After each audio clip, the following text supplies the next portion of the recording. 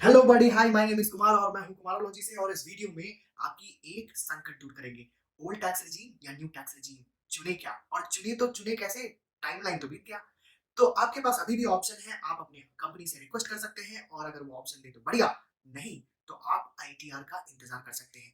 आप अगर salaried employee हैं तो आप हर साल 2 बार स्विच कर सकते हैं। एक बार आप अपने स्टार्टिंग ऑफ फाइनेंशियल ईयर में, या फिर आप आईटीआर के टाइम पे जब आप आईटीआर फाइल करेंगे, इनकम टैक्स रिटर्न फाइल करेंगे तो।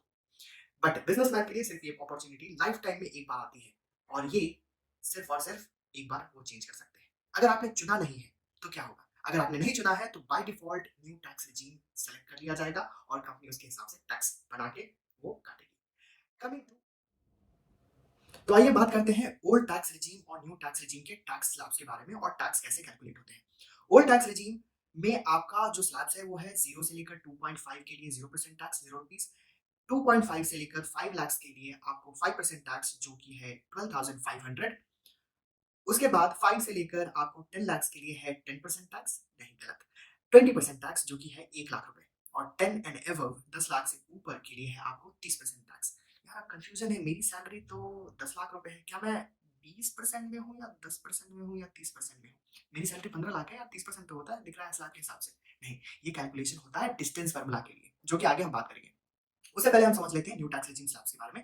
न्यू टैक्स रेजिम के स्लैब्स हैं 0 से लेकर 3 लाख, 0 से 3 लाख तक आपको 0% टैक्स, 3 टू 6 के लिए आपको है 5% टैक्स, 6 टू 9 के लिए है 10% टैक्स, और 9 टू 12 के लिए है 15% टैक्स, 12 टू 15 के लिए है 20% टैक्स, और 15 एंड अबव 30% टैक्स। पर यहाँ पे कैच है, ओल्ड टैक्स रेजिम में अगर आपका टोटल टैक्सेबल इनकम, सीक्रेट है बताना मत, ठीक है, अगर 5 लाख से कम होता है तो आपको देने होंगे 0% टैक्स। लेकिन 5 लाख 1 रुपए हो जाता है तो आपको कैलकुलेट करना पड़ेगा डिस्टेंस फार्मूला से, जो हम बात करेंगे इस वीडियो में आगे।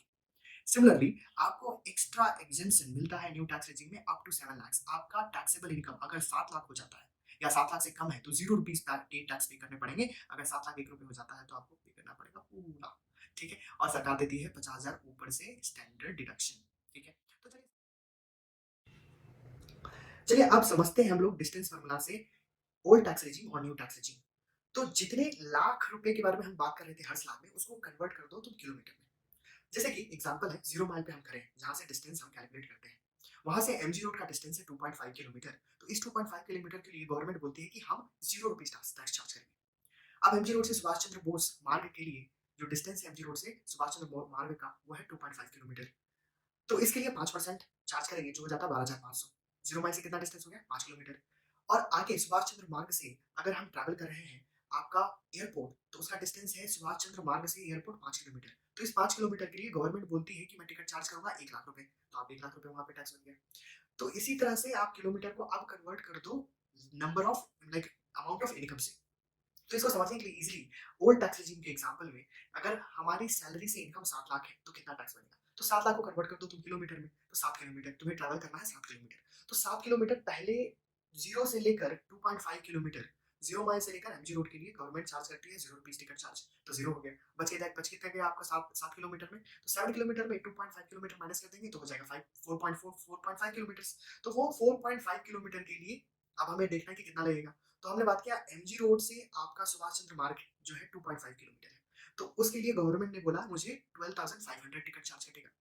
तो 12,500 उस 2.5 किलोमीटर के लिए, तो बचे हुए 4.5 किलोमीटर में से 2.5 किलोमीटर और ट्रैवल करने के लिए मुझे देने होंगे 12,500। बस कितना गया? 2 लाख रुपए। 2 लाख रुपए और 2 किलोमीटर, उसके लिए कितना? तो उसके लिए मुझे 20% देने पड़ेंगे। तो 20% कितना हो गया 2 लाख का? 2 लाख इंटू 20%, 40,000 रुपए, 40,000 रुपीज। तो टैक्स कितना बन गया? 12,500, 12,500 प्लस 40,000। तो वो हो गया आपका 52,500 पूरा एनुअल टैक्स। तो ये जो एनुअल टैक्स है वो ये विदाउट एनी डिक्लेरेशन या एनी डिडक्शन को अवेल करके है, ठीक है। तो ये प्योर प्योर कैलकुलेशन है। अब इसके ऊपर बहुत सारे फैक्टर्स लगते हैं और अकॉर्डिंगली आपके इन्वेस्टमेंट प्लान, आपके डिक्लेरेशन प्लान, डिक्लेरेशन के ऊपर कैलकुलेट करके एम्प्लॉयर आपका tax TDS, tax deducted at source, salary से काट के आपको नेट इनकम और नेट सैलरी देता है। आगे ज्यादा ज्यादा जानने के लिए फॉलो करें कुमारोलॉजी, और thank you so much, support us.